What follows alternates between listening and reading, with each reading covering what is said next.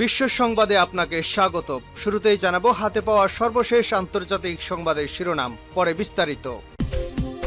পুরোদমে Israel Iran যুদ্ধ চলছে, জানিয়ে দিব আমাদের হাতে থাকা সর্বশেষ যুদ্ধের গুরুত্বপূর্ণ আপডেট। আলহামদুলিল্লাহ, ইহুদিবাদী ইসরায়েলের বিরুদ্ধে একা নয় ইরান, পেছনে আছে পারমাণবিক মহাশক্তিধর দুই দেশ রাশিয়া এবং চীন।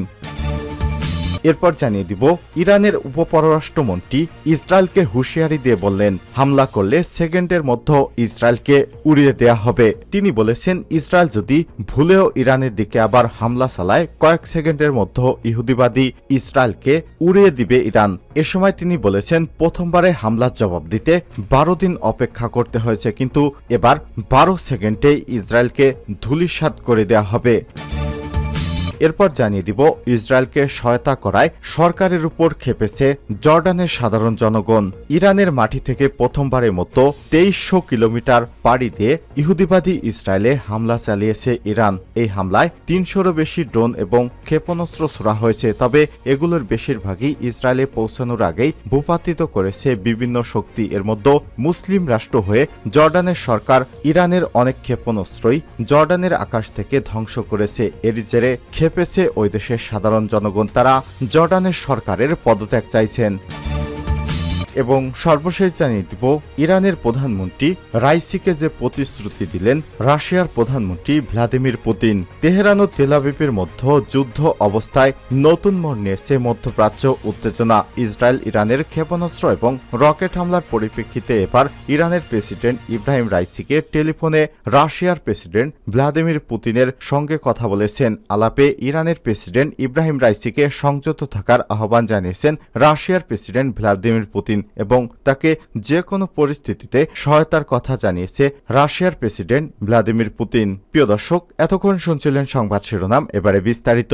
তবে তার আগে বন্ধুরা, আপনি কোন জেলা থেকে আমাদের সংবাদটি দেখছেন কমেন্ট করে জানিয়ে দিন এই সংবাদ সম্পর্কে আপনার মূল্যবান মতামত। প্রিয় দর্শক, আপনি যদি আমাদের চ্যানেলে নতুন হয়ে থাকেন, ভিডিওটি দেখতে দেখতে চ্যানেলটি সাবস্ক্রাইব করে রাখুন, যাতে করে যুদ্ধের আপডেটগুলো সবার আগে আপনার কাছে পৌঁছে যায়। হ্যাঁ দর্শক, জানিয়ে দিন কমেন্ট করে এই যুদ্ধ সম্পর্কে আপনার মূল্যবান মতামত। এই ইহুদিবাদী যুদ্ধে আপনি কোন পক্ষ নিচ্ছেন সেটি কমেন্ট করতে ভুলবেন না। আর আপনার বন্ধুদের মাঝে এই সংবাদটি ছড়িয়ে দিন, ফেসবুকে এই সংবাদটি শেয়ার করে দিন, যাতে করে পুরো দেশবাসী জানতে পারে এই সত্য সংবাদটি। ইসরায়েলের বিরুদ্ধে একা নয় ইরান, পেছনে আছে রাশিয়া এবং চীন। ইরানের কনসুলেটে ইসরায়েলের হামলা এবং ইসরায়েলের উপর ইরানের পাল্টা আক্রমণ, সর্বশেষ ইসরায়েলের বদলা নেয়ার হুমকি, এই ঘটনা প্রবাহে উত্তপ্ত হয়েছে মধ্যপ্রাচ্যের যুদ্ধ পরিস্থিতি। এই অঞ্চলের দেশগুলো বেশিরভাগই ইরানের পক্ষ নিলেও পশ্চিমা দেশগুলো অনেকেই আবার ইসরায়েলের পক্ষ নিয়েছে। এমন অবস্থায় খ্রিস্টানরা অবশ্যই ইহুদিবাদী নেতানিয়াহু ইসরায়েলের পক্ষ নিবে স্বাভাবিক, তবে মুসলিম ভাই বোনেরা সবাই কিন্তু ইরানের পক্ষই নিয়েছে। এমন অবস্থায় পর্দার আড়ালে ইরানের শক্তি হিসেবে দাঁড়িয়েছে আরও দুই পরাশক্তি, পারমাণবিক শক্তিধর ভয়ঙ্কর দুই দেশ রাশিয়া এবং চীন। ইরানের পক্ষে এই দুই দেশের সমর্থনের বড় প্রমাণ হল ইসরায়েলের উপর হামলার মিসাইল গাইডেন্স সিস্টেম হিসেবে ইরান যেমন চীনের বেইদু স্যাটেলাইট নেভিগেশন সিস্টেম ব্যবহার করেছে, এর পাশাপাশি ব্যবহার করেছে রাশিয়ার গ্লোনাস সিস্টেম। এছাড়াও আগে জানা গিয়েছিল রাশিয়ার সাথে ইউএভি মনুষ্যবিহীন বিমান তৈরির গবেষণা চালাচ্ছে ইরান। এ ধরনের কিছু ইউএভি ব্যবহার করেছে ইসরায়েলে হামলার সময়। গত 1 এপ্রিল সিরিয়ার রাজধানী দামেস্কে ইরানের কনসুলেটে যুদ্ধ বিমান থেকে হামলা চালায় ইহুদিবাদী ইসরায়েল। এতে ধ্বংসস্তূপে পরিণত হয় ইরানের কনসুলেট ভবনটি। হামলায় নিহত হয় দেশটির শীর্ষস্থানীয় 2 জেনারেল সামরিক কর্মকর্তা সহ অন্তত 7 জন। জবাবে গত শনিবার ইসরায়েলকে লক্ষ্য করে একযোগে 300টিরও বেশি ড্রোন এবং ক্ষেপণাস্ত্র হামলা চালিয়েছে ইরান। তবে অত্যন্ত খুশির বিষয় হল প্রায় 2314 কিলোমিটার দূর থেকে ইরান এই হামলা চালিয়েছে। ইরানের এই হামলায় সরাসরি মিসাইলগুলো ইসরায়েলের বুকে আঘাত করেছে। তছনছ হয়ে গেছে ইহুদিবাদী ইসরায়েল নেতানিয়াহুর কলিজা। ইরানের হামলার জবাবে এবার দেশটি পাল্টা হামলার পরিকল্পনা চূড়ান্ত করেছে। তবে অনেকেই বলছে নেতানিয়াহুর এ ধরনের হাঁসফাঁস আসলে লোককে দেখানো। নেতানিয়াহুর এত শক্তি নেই যে ইরানে হামলা করার মতো সাহস রাখে। বলে রাখা ভালো, 1 এপ্রিল ইসরায়েলে হামলার পর থেকেই পাল্টা আক্রমণের হুঁশিয়ারি দেয় ইরান। 13 এপ্রিল ইসরায়েলের উপর ইরানি হামলার দিন দুয়েক আগেই আবার রাশিয়ার উপপররাষ্ট্রমন্ত্রী সের্গেই রিবাকভ এক বিবৃতিতে জানিয়েছে, মধ্যপ্রাচ্যে চলমান পরিস্থিতিতে ইরানের সাথে যোগাযোগ রাখছে রাশিয়া।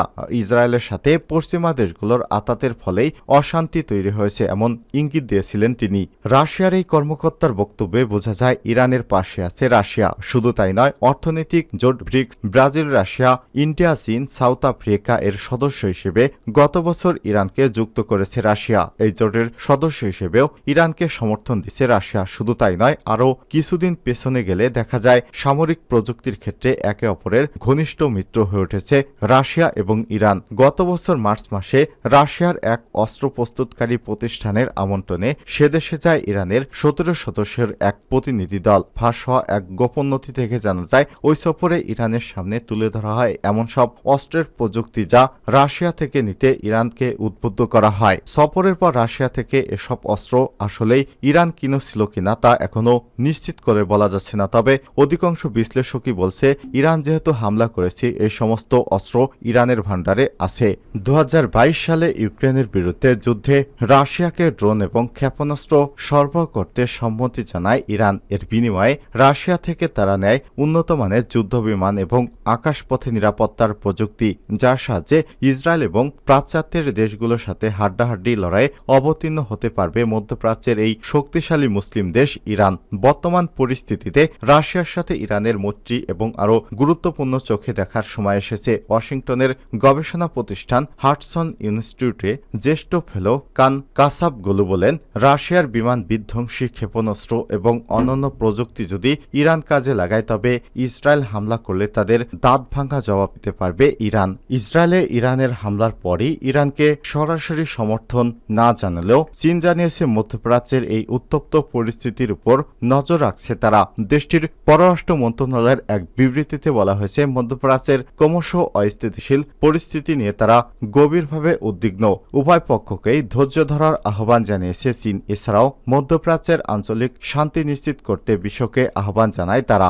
ইরান এবং ইসরায়েলের এই সংঘর্ষকে তারা গাজায় চলমান পরিস্থিতিরই অংশ বলে মনে করে। সোমবার ইরান ও চীনের পররাষ্ট্রমন্ত্রীদের মাঝে এক ফোনালাপে 1 এপ্রিল সিরিয়ার রাজধানী দামেস্কে ইরানের কনসুলেটে ইসরায়েলের হামলাকে নিন্দা জানায় চীন। কিন্তু ইসরায়েলের উপর ইরানের পাল্টা হামলাকে তারা নিন্দা জানায়নি, বরং একে ইরানের আত্মরক্ষামূলক পদক্ষেপ বলে অভিহিত করেছে চীন। এদিকে মধ্যপ্রাচ্যে চীনের বিশেষ দ্রুত ঝাইচুন সোমবার চীনে ইসরায়েলের রাষ্ট্রদূত ইরিদ বেন আবাভিটালের সাথে দেখা করেন। চীনের এই দ্রুত যুদ্ধবিরতির আহ্বান জানায় এবং ওই অঞ্চলে সংঘর্ষ নিয়ে উদ্বেগ প্রকাশ করেছে চীন। তারা যুদ্ধবন্ধের জন্য ইসরায়েলের উপর কিছুটা চাপও প্রয়োগ করেছে। প্রসঙ্গত উল্লেখ্য যে ইরানের সাথে মৈত্রীর ব্যাপারে পশ্চিমা দেশগুলো জানে। ইরানের কনসুলেটে হামলার পরপরই তড়িঘড়ি করে চীনের পররাষ্ট্রমন্ত্রী ওয়াং ই এর সাথে কথা বলে মার্কিন পররাষ্ট্রমন্ত্রী অ্যান্টনি ব্লিংকেন। চীন যেন ইরানকে পাল্টা হামলায় নিরুৎসাহিত করে এমনটাই অনুরোধ করেছিল যুক্তরাষ্ট্র, কারণ